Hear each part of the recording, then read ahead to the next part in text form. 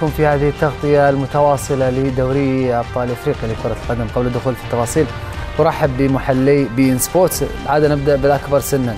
واضح الأكبر سنا ولا نقول؟ طبعا الأكبر سنا ومقاما الكابتن سعيد. طبعا حياك الله كابتن سعيد درسكي لاعب منتخب المغربي سابقا. مرحبا بك كابتن. شكرا جزيلا.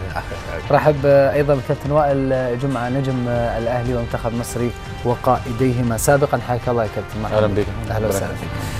قبل التفاصيل نعزي كرة القدم المصرية، الشعب المصري العزيز وكل الأسرة الأهلاوية برحيل الكابتن طارق سليم والذي وفاته المنية اليوم.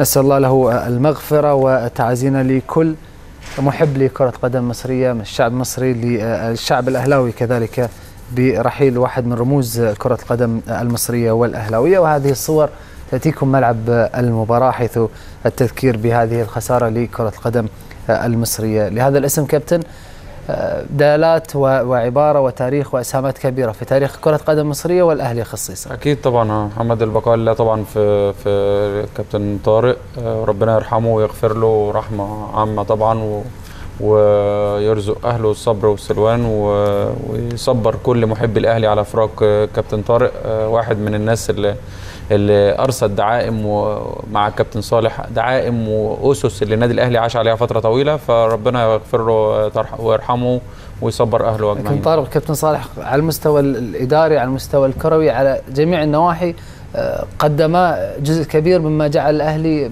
منظومة هي أقرب للمثال على مستوى كرة القدم الأفريقية ليس فقط مصر. أكيد هم حطوا أسس وثوابت وقواعد لإدارة النادي الأهلي يا محمد، وناس كتير مشيت عليها بعد كده.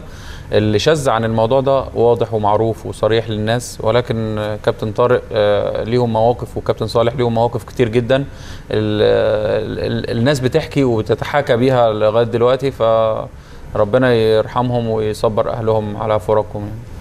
تعزينا إذن لكرة قدم مصرية برحيل طارق سليم بعد أن رحل قبله صالح سليم، اثنين من أبرز القادة في تاريخ كرة القدم المصرية. دعونا نذكركم أيضا مشاهدينا الأعزاء بما حدث من نتائج وكذلك